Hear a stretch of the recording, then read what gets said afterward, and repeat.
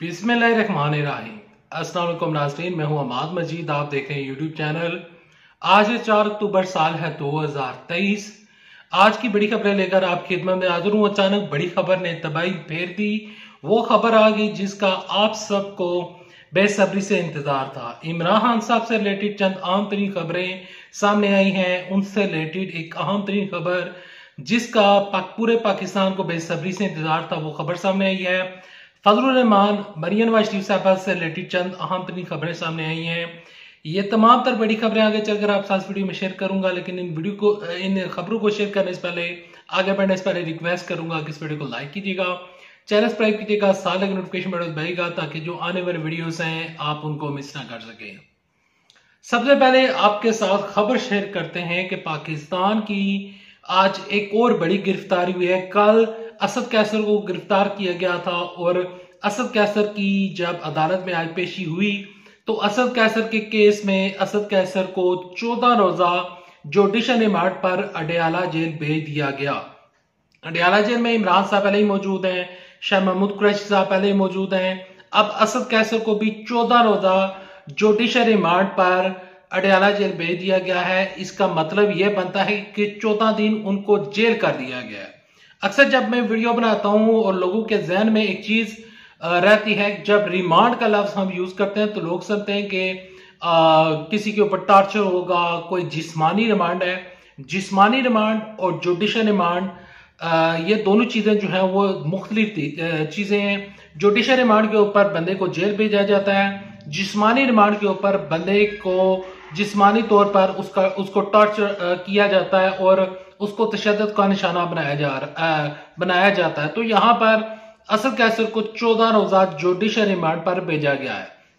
दूसरी खबर की जानिब बढ़ते हैं। दूसरी खबर कुछ हुआ है कि आज फवाद चौधरी को भी गिरफ्तार कर लिया गया है और उनकी अहलिया ने इस गिरफ्तारी की तस्दीक कर दी है। फवाद चौधरी ने एक दरखास्त जमा करवा दी है कि मुझे जमानत दी जाए, मेरे ऊपर ये जो केसेस हैं वो बेबुनियाद हैं और मुझे बिला जवाज गिरफ्तार कर लिया गया है। लेकिन फवाद चौधरी को गिरफ्तार करने के बाद अब वो जेल में हैं और उनको यकीनन कल, क्योंकि 24 घंटे में अदालत में मुलज़म को पेश करना होता है, तो कल फवाद चौधरी को पेश किया जाएगा और ऐन मुमकिन है कि फवाद चौधरी को भी जुडिशल रिमांड के ऊपर अडयाला जेल मुंतकिल कर दिया जाए।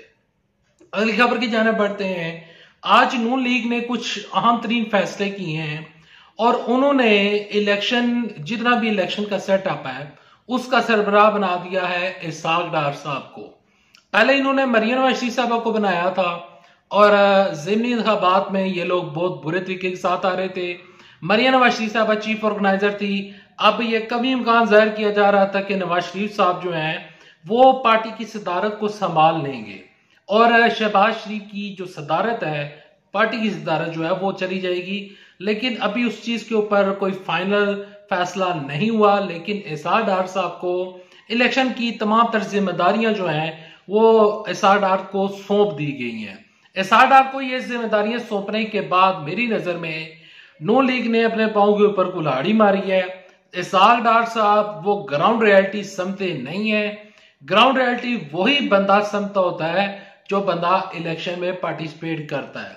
इसाक डार ने अपनी जिंदगी में किसी भी जगह पर इलेक्शन नहीं लड़ा, तो वो इलेक्शन को किस तरह संभालेंगे, इलेक्शन के ऊपर उनकी क्या हिकमत अमली होगी, यहां पर ये चीजें अब मैटर करती हैं। इसाक डार साहब को जिम्मेदारी सौंपना मेरी नजर में नून लीग ने एक बड़ा ब्लंडर किया है और यह ब्लंडर उनको नहीं करना चाहिए था। अगर वो इलेक्शन जीतने के सोच रहे हैं और इलेक्शन जीतना चाहते हैं। बढ़ते हैं अगली खबर की जाने वाली खबर कुछ यूं है कि नवाज शरीफ साहब जो हैं वो मंजर से गायब हो चुके हैं। आज 21 अक्टूबर से लेकर आज 4 नवंबर है और इस दरमियान जो नवाज शरीफ साहब हैं, नवाज शरीफ साहब की यहाँ पर जो खबरें हैं वो कहीं मंजर से ही गायब हो चुकी हैं। अगली खबर की जानिब बढ़ते हैं। अगली खबर कुछ यूं है कि पिमरा ने नया ऑर्डिनेंस जारी कर दिया है और 2024 को जो इलेक्शन होने जा रहे हैं 8 फरवरी को, तो 8 फरवरी के इंतखाबात में जितनी भी पाकिस्तान में कलअदम जमाते हैं, अगर वो कलअदम जमाते हैं या उनके लीडरानों ने या किसी भी शख्स ने कोई ऐसी कोई वायलेशन की है कानून पाकिस्तान के कानून की, तो उसका नाम टीवी चैनल्स के ऊपर नशर नहीं किया जाएगा और नशर भी नहीं किया जाएगा और वो बंदा अपनी टीवी के ऊपर बैठकर अपनी जो सियासी एक्टिविटी है उसको चला नहीं सकेगा। अब कलअदम जमातें कौन सी हैं, ये लिस्ट पेमरा वालों को दे दी गई है। अब यहां पर एक चीज वादे रहे कि इमरान खान साहब की जमात, उसके ऊपर पाबंदी नहीं है। Chief election commission of Pakistan ने कहा था कि तहरीक इंसाफ का जो बैलेट पेपर के ऊपर बल्ले का निशान है वो होगा और वो इलेक्शन लड़ सकेंगे और लेवल प्लेइंग फील्ड दी जाएगी, ऐसा chief election commission of Pakistan ने कहा था। और उन्होंने ये भी कहा था कि इमरान खान साहब एक मकबूल लीडर हैं और मैं उनकी मकबूलियत को समझता हूं। अगली खबर की जानिब बढ़ते हैं।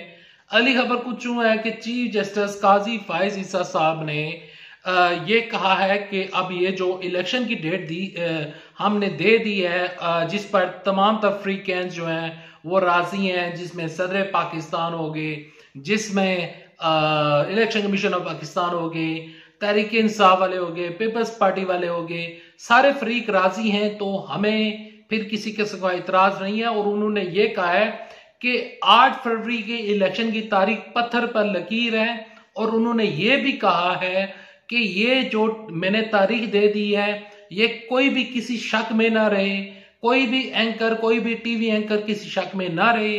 अगर किसी को कोई शक है इलेक्शन के ऊपर तो वो अपना शक और वो बातें बीवी के साथ डिस्कस करें, बीवी के साथ डिस्कस करें, मीडिया पर आकर डिस्कस ना करें।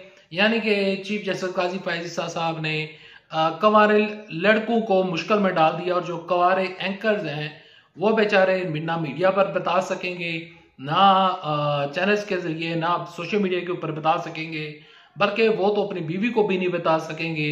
अब कवारे लड़कों के लिए मुश्किलात खड़ी हो चुकी हैं।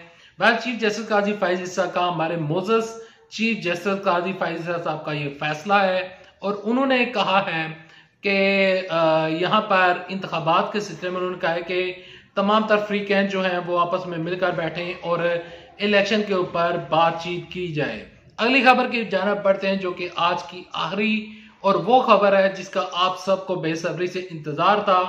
इमरान साहब को तोशाना केस में जज हुमायूं दिलावर ने 3 बड़ी सजाएं दी थी और वो 3 बड़ी सजाएं ये थी कि 5 साल की नहली, 3 साल कैद की सजा और 1 लाख रुपए का जुर्माना आयद किया गया था। तोशाना का केस वो सजा मुअत्तल हो चुकी थी और उस मुअत्तली के बाद एक रिक्वेस्ट, एक पटिशन दायर की गई थी तहरीक इंसाफ की जानिब से इस्लामाबाद हाई कोर्ट में और कहा गया था, मौकफ अपनाया गया था और उन्होंने इलेक्शन कमीशन ऑफ पाकिस्तान को फ्रीक बनाते हुए कहा था कि हम हमारी जो सजा, यानी कि इमरान साहब के ऊपर जो सजा सुनाई गई थी तो उस सजा को इस्लामाबाद हाई कोर्ट ने कलअदम करार दे दिया था। लेकिन तोशाखाना केस में इमरान साहब को जो नाअहल किया गया था वो नाअहली को खत्म नहीं किया गया था और ना ही इमरान साहब को अभी इलेक्शन के लिए अहल करार दिया गया है। तो लिहाजा हमारी रिक्वेस्ट है कि इमरान साहब को रिहा भी किया जाए और इस सजा को मुअत्तल किया जाए। तो वो जो दरखास्त पहले जमा करवाई गई थी वो दरखास्त रिजेक्ट हो गई थी, लेकिन अब एक अच्छी खबर सामने आई है कप्तान इमरान खान साहब के लिए और वो खबर यह है कि इमरान साहब की बरीयत की दरखास्तें समात के लिए मुकर्रर हो चुकी हैं और ये जो फैसला उन्होंने चैलेंज किया था वो दरखास्तें समात के लिए मुकर्रर हो चुकी हैं।